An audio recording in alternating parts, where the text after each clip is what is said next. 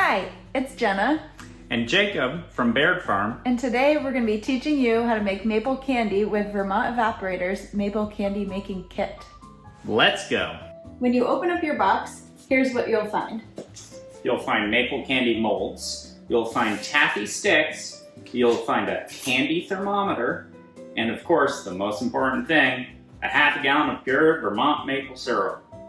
A couple of things that you should have that are not included in your kit: a large pot from your kitchen, a baking sheet, and some parchment paper. You'll also use a little bit of vegetable oil. We like to use safflower oil, and it's handy to have a small adjustable wrench to calibrate your thermometer. Before getting started, you're going to want to calibrate your thermometer. And in order to do that, boil a pot of water, and there's a little nut on the bottom. And if you use a little wrench and hold on to the top, you can move the needle on your thermometer to point at the zero. After calibrating your thermometer, lightly grease both the candy molds and your sheet pan with parchment paper with the vegetable oil. So we're going to start by boiling down our maple syrup to take more of the water out of it.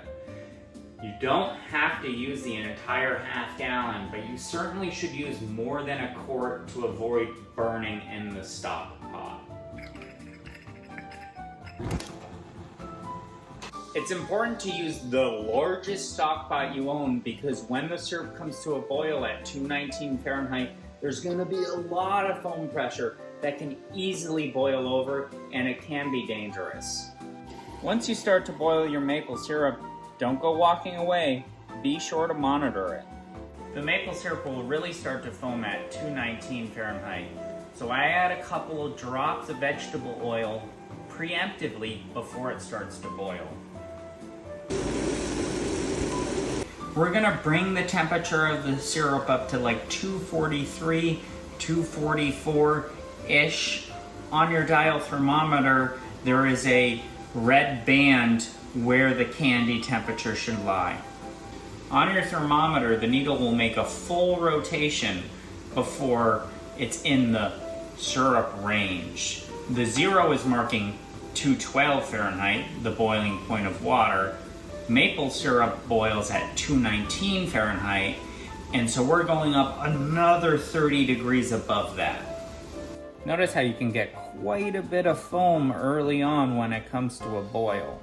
Bubbles should look something like this as it's cooling down. It's still around maybe 240 degrees. We're gonna wait until it gets between closer to 200 degrees or below the zero on your thermometer before we start to stir it. So you're gonna wanna start stirring after it hits about 200 degrees as it cools down. You're gonna wanna stir rapidly, and eventually it'll get to a thicker texture and lighter in color.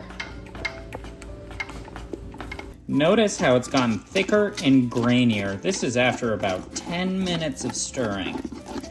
Now pour into your molds. And don't worry about making too big of a mess. Let the candy rest until at room temperature. Pour the rest onto the parchment paper on the baking pan, and then later, once it's cooled, you can break off into little candies.